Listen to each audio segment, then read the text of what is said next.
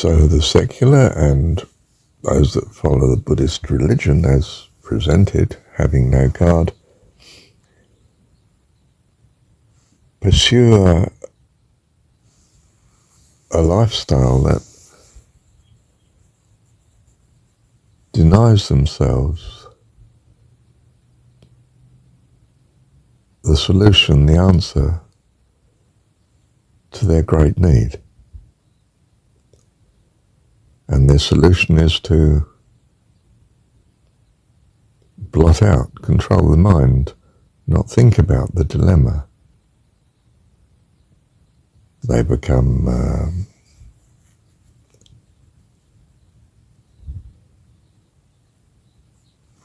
pleasure-seeking or fantasy-seeking. Fantasy in just blocking out and concentrating on what pleasures might be around now. And yes, it's true, these pleasures do not satisfy. The Buddhist solution is to control the mind, neither think about the future nor the past, but live utterly in the present. And the present is incredibly transitory. It is what the transitory is.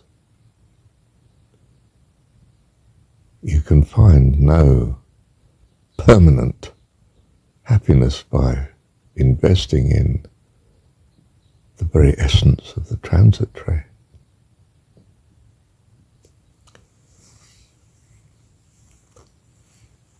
This universe is designed that you have a tremendous need for God, a God of loving kindness at that. It screams at you from every quarter what the religious normally call evil, wickedness. Loss, tragedy, harm. Screams at you the need to love God, for God to be and to exist, and no other answer can be acceptable to you. This is what we need.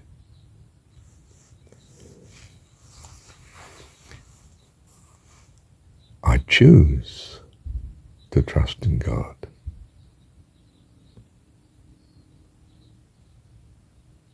Because I can do no other. Thank God. And a great joy it is too. Thank you, Heavenly Dad. Well, that's what true religion should be about.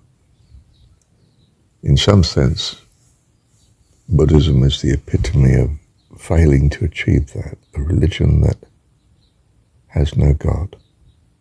I don't think that this was the Buddha's view. I think this is how the religions got corrupted.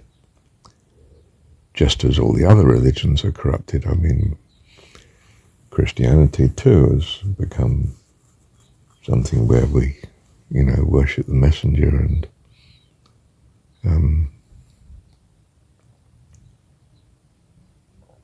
not God.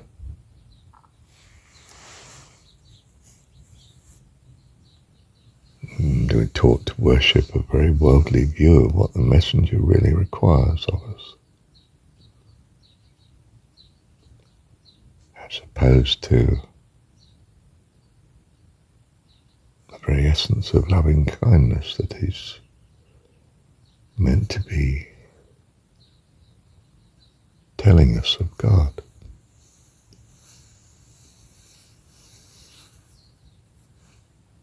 The wrapping is not the present, you see. The wrapping is to be attractive to you, that you open it to see what the contents is, and to protect the contents, because it's a value, it's a present. So the wrapping gives respect to the contents, the present. You're not supposed to be falling in love with the wrapping. It's the present that's cost me dear. The paper around it, it's just the wrapping. It has meaning in terms of the contents. And if you open it and find there's no present in there, I mean, goodness, you'd be so disappointed. You'd feel you've been cheated. And so you should be disappointed if that were the case.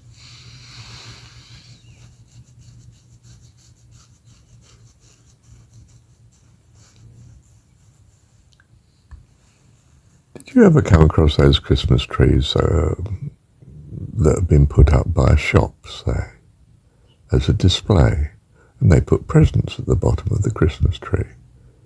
But of course they're empty boxes in pretty coloured paper, because they're meant to look like presents, but they're not really presents, of course. They're just empty cardboard boxes with nice wrapping paper around them. The world is interesting like that. It can have other purposes. You know, the Christmas display at Christmas time in the shopping mall is just to entice you to buy. It's not actually to give you pleasure, it's only to entice you with the possibility of pleasure.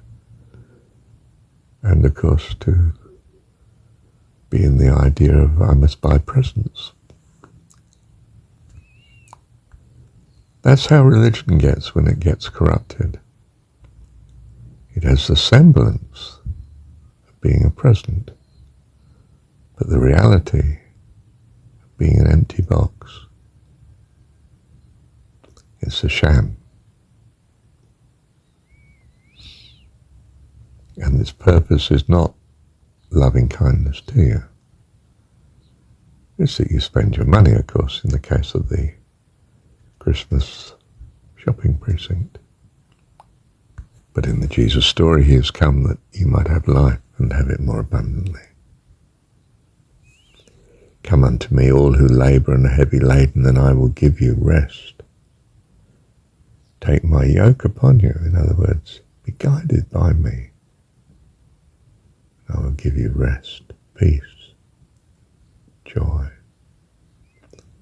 The keys to the kingdom of heaven. Thank you, Dad.